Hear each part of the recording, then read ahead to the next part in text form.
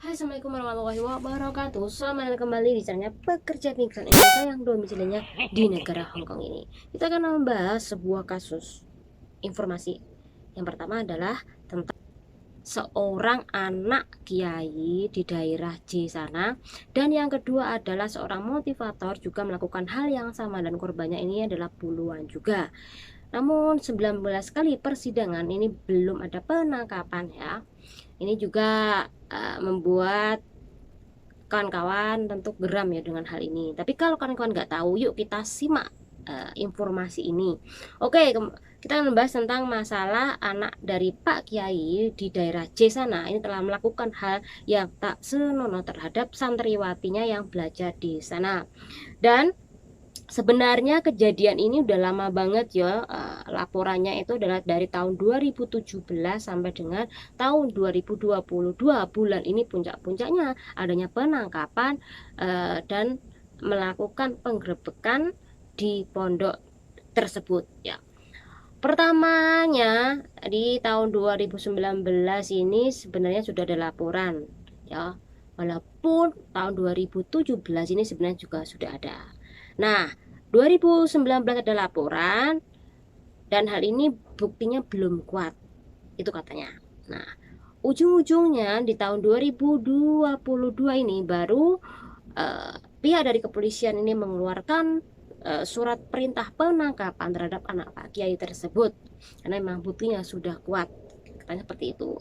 Nah, di hari Minggu, tepatnya tanggal 3 2022 bulan Juli kemarin, ini pihak dari kepolisian sana ini sudah mendatangi pondok pesantren tersebut dan ibaratnya adalah melakukan pendekatan ya terhadap ayahnya atau pemilik dari pesantren tersebut bahwa dia akan melakukan penangkapan terhadap si anaknya. Tapi sekali lagi tanggal 3 tersebut ini tidak mendapatkan berita yang bagus juga karena tidak bisa ditangkap sekali lagi. Kemudian puncak terakhirnya adalah kemarin ya, kemarin sekitar jam 11-an. Ini adalah puncak-puncaknya penangkapan dan bisa membuahkan hasil ya. Pas dari penangkapan tersebut ini pihak polisi ini menerjunkan beberapa personilnya dan dihalang-halangi oleh si yang mondok di sana atau para santrinya atau santriwati dan santri laki-laki. Kemudian juga tidak hanya para santriwati, enggak hanya santri-santrinya saja yang menghalangi, namun juga dihalangi oleh para pendukungnya juga. Ini dihalangi tidak boleh memasuki pondok pesantren tersebut, dan pondok pesantren tersebut ini gerbangnya ditutup. Nah, polisi sudah melakukan atau memberi peringatan selama 1 jam untuk bernegosiasi orang sana dan membukakan. Namun selepas 1 jam lebih tidak ada niat yang baik dari pondok pesantren itu untuk membukakan atau memberikan ruangan untuk menangkap si pelakunya, sehingga si polisi melakukan dorongan untuk membukakan pintu ya. Intinya sudah dilakukan beberapa negosiasi namun tidak ada hasil dan menjebol pagernya. Nah, disitulah udah jebol pagar dan dihalangi oleh beberapa santri sana dan juga beberapa pendukungnya. Jadi dorong-dorongan dan juga ada pihak dari polisi yang terluka dan juga ada penyiraman air panas. Hal ini sungguh sangat miris ya. Bagaimana sih si santri tersebut ini sampai mendukung si anak kiai yang jelas-jelas melakukan pencabulan terhadap santriwati. Padahal buktinya ini sudah banyak. Ada yang juga speak up di sosial media, khususnya di YouTube. Walaupun speak up ini udah dari tahun 2029, bahkan ada yang kemarin juga. Kenapa kok mendukung loh ya, kenapa kok menghalangi Pak Polisi untuk melakukan tugasnya? Jika memang hal tersebut adalah fitnah, kenapa tidak dibuktikan nantinya di pengadilan, kan seperti itu. Tapi kalau menghalangi, ini sama aja bahwa mereka mendukung hal yang gak baik tersebut ya. Nah, Kenapa kita membahas hal ini ya? Ini karena sekali lagi mbak-mbak meninggalkan anak, dan saya yakini banyak juga mbak-mbak yang kerja di sini ini meninggalkan anak perempuannya kepada baik itu suaminya di rumah, kemudian ibu bapak atau saudara mbak-mbak. Ada juga mbak-mbak menitipkan anak Anda perempuan di paman mbak, atau mungkin juga di sebuah pendidikan atau tempat pendidikan, entah itu pesantren ataupun hal-hal lainnya lagi. Tentu kawan-kawan ada hal seperti itu ya. Jadi kita boleh mempercayakan hal itu kepada orang lain, tapi alangkah baiknya mbak-mbak sering banget mengecek kondisi anak perempuan Anda di tanah air ya. Alangkah baiknya juga Anda memberi pendekatan atau menanyakan, ibaratnya memberikan kenyamanan kepada anak Anda ketika dia ada masalah. Ibu di sini loh, walaupun di jauh, ibu tetap akan mendengarkanmu. Ibu ada di sampingmu, seperti itu ya. Jadi apapun yang terjadi pada anak Anda akan menjadi pendengar yang terbaik. Ada nggak sih nak kejadian di rumah? Bilang sama ibu, seperti itu ya. Jadi jangan sampai ada apa-apa seorang ibu nggak tahu ya. Jadi itu aja intinya ya. Saya hanya ingin memberitahu tentang berita ini, dan saya menginginkan mbak-mbak biar lebih berhati-hati ya, dan memberikan kenyamanan pada anak-anak Anda ketika curhat sama Anda. Itu aja sih intinya ya. Dan untuk informasi lainnya lagi, bagaimana sih tentang kasusnya nantinya, mbak-mbak bisa cek di Google tentang kasus ini selanjutnya bagaimana ya.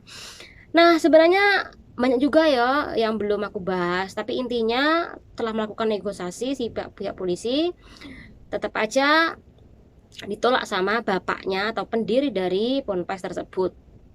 Dan juga si anaknya ini sebenarnya juga udah nantang sama si Pak Pol, dan juga sudah nantang dengan pemerintah bahwa ya silakan tangkap gitu ya. Mungkin karena ngerasa bahwa dia memiliki backingan yang sangat kuat sekali, jadi dia nggak takut. Jadi intinya karena ada backingan kuat itulah dia berani ya, tidak mau ditangkap, menghilang, kabur, dan bakal menantang. Nah, itu aja informasinya. Kita akan beralih ke informasi di negara Hong Kong ini. Oke, operasi gabungan antar beberapa departemen ini bersatu, yang dimana mereka akan mencari titik-titik kumpulnya atau liburannya Mbak BRT. Jadi besok Minggu Mbak-mbak usahakan berhati-hati jika Anda libur di tempat-tempat terbuka yang banyak banget BRT-nya dan banyak banget orang yang berlalu lalang. Jadi berhati-hatilah ya, karena sudah ada peringatan. Oke? Yang dimana ini akan ada satu operasi besar-besaran untuk ngecek Anda ini kumpul lebih dari 4 orang nggak di dalam kelompok Anda. Ini yang pertama. Kemudian yang kedua, apakah kelompok Anda ini diberi jarak atau memberi jarak ke kelompok lainnya nggak sih ketika Anda nanti duduk-duduk di tempat-tempat yang banyak orang.